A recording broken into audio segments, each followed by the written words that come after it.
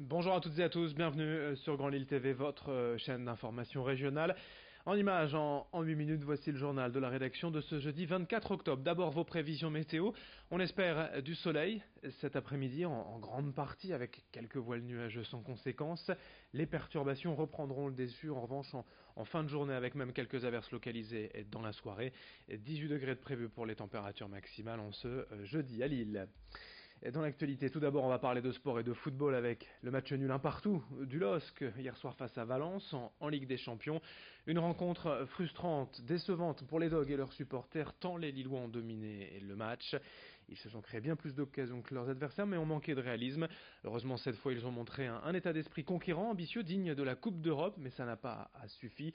Les Lillois n'ont donc qu'un point, ils sont derniers de leur groupe, mais ils restent malgré tout en course pour la qualification.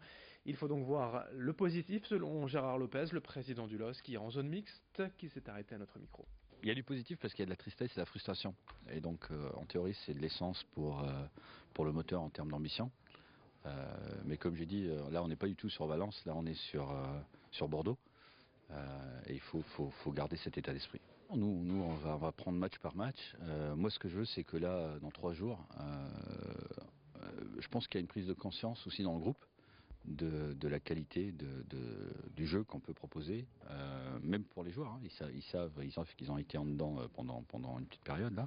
Et je pense qu'il faut prendre ça maintenant direct pour Bordeaux. Et puis on verra. Mais c'est clair qu'on continue à vouloir gagner des matchs et puis on verra en fin de groupe. Le prochain rendez-vous pour le LOSC en Ligue des Champions, ce sera déjà dans 2 semaines, le mardi 5 novembre, avec de nouveau un affrontement contre Valence, mais cette fois en Espagne. Et en Ligue 1, Lille reçoit donc Bordeaux ce dimanche à 17h30. Sur Grand Lille TV, l'autre sujet d'actualité aujourd'hui, c'est le déménagement de la Melle au printemps prochain, dans quelques mois. La métropole européenne de Lille quittera son siège historique de la rue du Ballon face au cimetière de l'Est pour s'installer dans un bâtiment tout neuf entre l'hôtel de région et l'île Grand Palais. Baptisé le Biotope, ce nouveau siège ne fait pourtant pas l'unanimité. Reportage d'Idil Gunay. Au printemps, 1450 agents de la métropole européenne de Lille intégreront le Biotope, ce bâtiment flambant neuf construit juste à côté de l'hôtel de région. Une surface de 30 000 m² initialement prévue pour accueillir l'Agence européenne du médicament, finalement transférée de Londres à Amsterdam. Ce déménagement de la Melle fait beaucoup grincer des dents. Et ce sont notamment les syndicats et la CGT qui dénoncent une infrastructure certes dernier cri, mais non adaptée aux besoins et au nombre d'agents. On a là un bâtiment conçu pour moins de 1000 agents qui va bientôt contenir 1500 agents avec des espaces de travail qui tournent aux alentours de 5 mètres carrés par agent. Voilà. Donc c'est pas tolérable et nous on se bat contre ça et on alerte l'administration sur les conditions de travail futures de nos collègues. Mais également le fait que l'on va travailler en open space. Nous pensons que les collègues auront des soucis pour travailler, pour être concentrés tout simplement. Et ce sont des conditions de travail qui ne sont plus imaginables aujourd'hui en 2019. Construit il y a 50 ans, le site actuel de la Melle est devenu vétuste. L'option rénovation a vite été écartée en raison de son coût. Le nouveau bâtiment, quant à lui, s'avère plus adapté au fonctionnement actuel de l'administration, selon Alain Bernard, vice-président de la Melle en charge des finances et du budget. Les chiffres qui ont été annoncés, 5 mètres carrés par agent, sont totalement faux. Nous en sommes à 13 mètres carrés par agent, bien au-delà de la norme requise qui est de 10 mètres carrés par agent. Simplement, nous avons expérimenté déjà ici sur le siège Ballon une forme de travail qui marie à la fois le bureau individuel et des espaces de travail collectifs ou semi-collectifs. Et en intégrant l'ensemble de ces surfaces mises à disposition des agents, il n'y a pas de souci. On intègre bien tout le monde dans de très très bonnes conditions et je pense que les agents seront émerveillés. Un déménagement synonyme d'une économie de plus de 61 millions d'euros sur 18 ans, en comprenant la vente du site actuel. Pour accueillir tout le personnel, une extension de 6 000 m² est prévue, un investissement supplémentaire que le groupe politique MCU propose d'amortir par le biais d'une sous-location.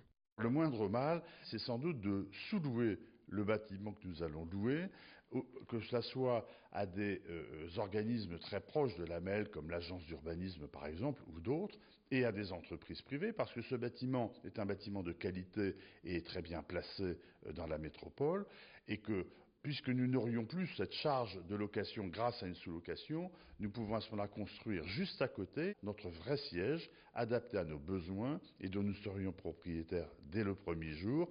Et au bout de 15 ans, nous n'aurions même plus les emprunts remboursés puisque nous aurons fait ces remboursements de manière intégrale.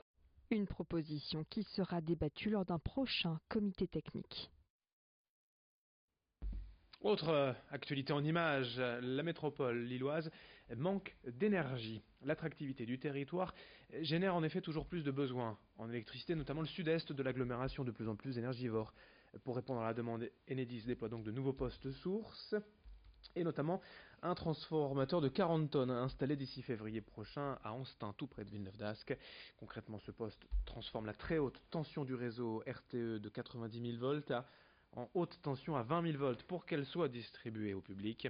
La mise en service de ce nouveau transformateur représente un investissement de 2,1 millions d'euros et déjà Enedis réfléchit à de nouveaux postes sources à l'avenir. Explication recueillie par Florine Curec. Aujourd'hui, on a 19 postes HTB-HTA, donc les postes sources que vous voyez derrière moi. On en a 19 sur le territoire métropolitain. On a plusieurs options, soit on a la possibilité de rajouter des transformateurs dans ces postes, c'est le cas aujourd'hui à Anstein.